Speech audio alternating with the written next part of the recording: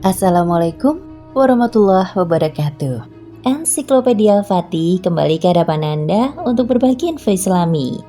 Semoga menginspirasi aktivitas Anda hari ini. Dan jangan lupa klik tombol subscribe dan aktifkan notifikasi tombol lonceng agar tidak tertinggal berita terbaru dari Ensiklopedia Al-Fatih.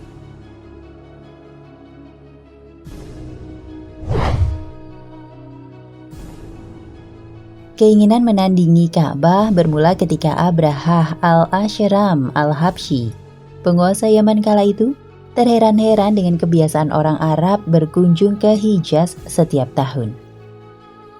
Abrahah yang merupakan gubernur perwakilan Abshinnah di Habasyah, sekarang Ethiopia, merupakan seorang warga asli Afrika bernama Nasrani. Saat tiba di Yaman, ia merasa heran dengan kebiasaan warganya yang rutin berkunjung ke Hijaz. Mereka memilih pergi ke negara lain, sementara wilayah Yaman amat sepi dari pelancong.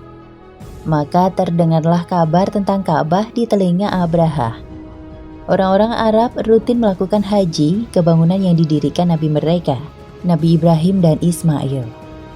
Kala itu Rasulullah belum lahir di tengah bangsa Arab. Kisah Abrahah inilah yang kemudian menjadi pembuka kisah lahirnya Nabiullah Muhammad SAW.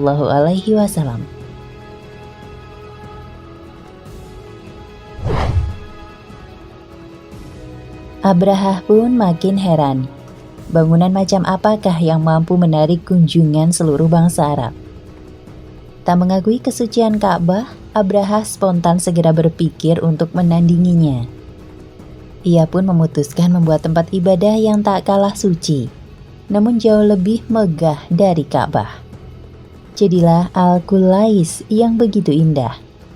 Pintunya terbuat dari emas, lantainya terbuat dari perak, fondasinya terbuat dari kayu cendana. Siapapun yang melihatnya akan takjub dengan kemegahannya. Buatlah sebuah bangunan yang sangat indah, sehingga orang-orang Arab tertarik ke sini dan meninggalkan Ka'bah. Titah Raja Abrahah kepada pejabat istana. Sontak gemparlah tanah Yaman mencari arsitek terbaik untuk membuat bangunan suci yang menandingi kesucian Baitullah. Dalam waktu singkat jadilah bangunan megah dan indah bernama Al-Qulais.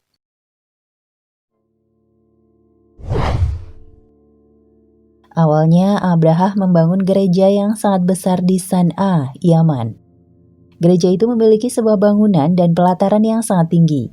Saking tingginya bangunan itu, setiap orang yang melihatnya harus mendongakkan kepala sedemikian rupa sehingga peci yang dikenakannya terancam lepas dari kepalanya. Semua sisi bangunan itu pun dihias. Abrahah bertekad untuk memindahkan haji bangsa Arab ke gereja tersebut, sebagaimana mereka selama ini berhaji ke Ka'bah di Mekah. Ibnu Khaldun menyebutkan di dalam tarikhnya bahwa Abrahah al-Ashram membuat sebuah gereja di San'a, dinamainya Qulais. Jaranglah adanya gereja secantik itu. Setelah selesai dikirimnyalah surat kepada Negus dan Kaisarum menyatakan bahwa hatinya belum senang.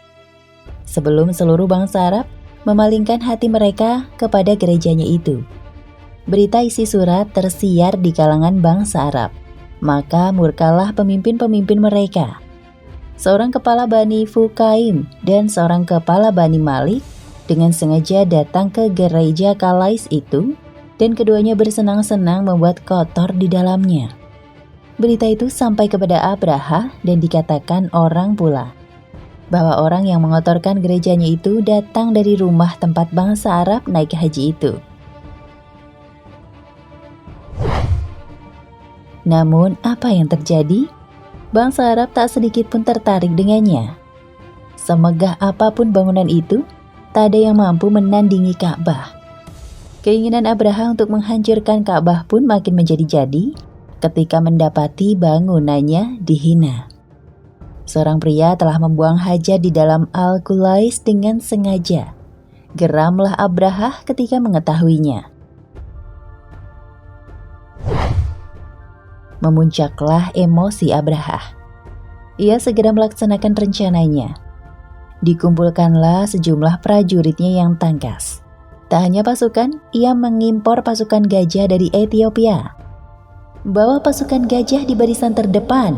Besok kita berangkat ke Mekah untuk menghancurkan Ka'bah, seru Abraha.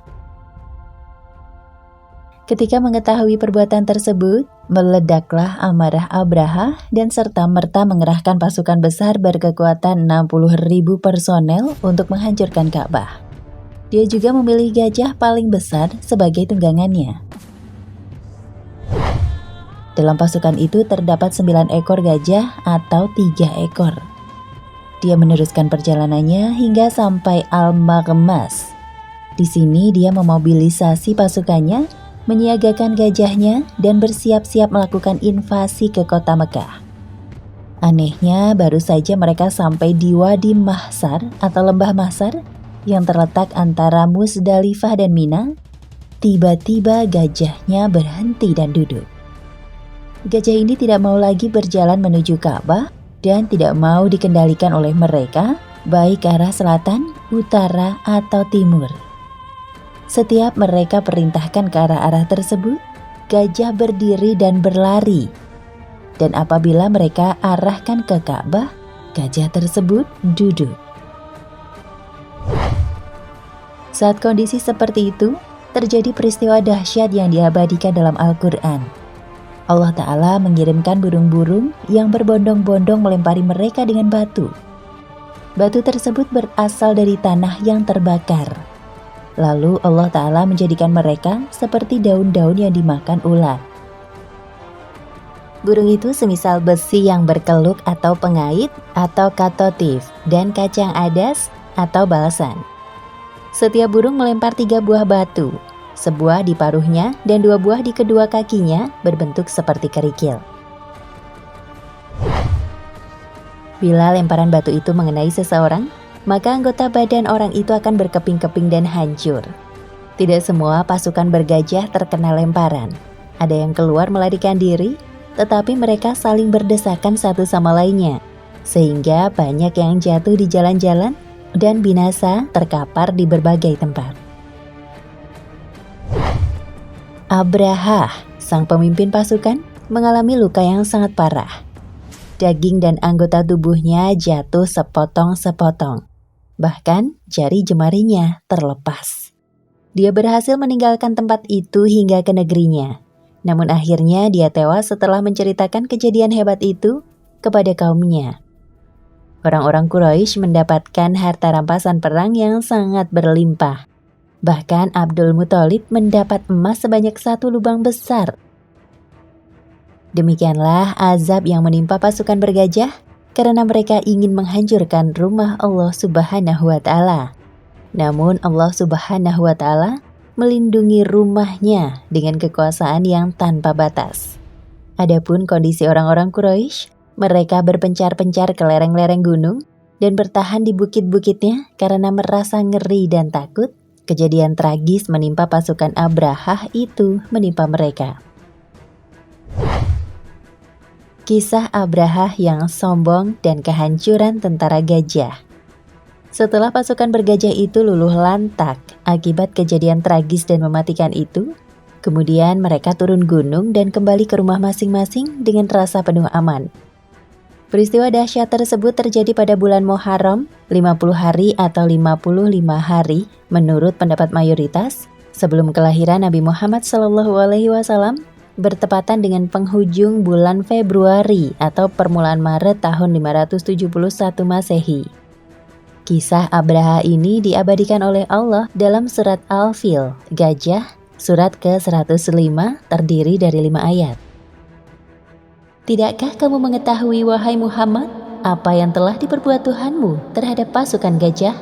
Bukankah Tuhan telah menjadikan tipu daya mereka itu sia-sia dan mengirim burung-burung yang berbondong-bondong, yang melempari mereka dengan batu-batu dari tanah liat yang dibakar, sehingga mereka dijadikannya seperti daun-daun yang dimakan ulat.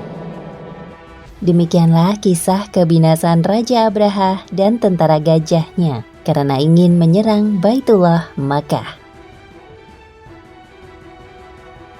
Nah, pemirsa Ensiklopedia Fatih, sampai di sini perjumpaan kita kali ini. Semoga menginspirasi.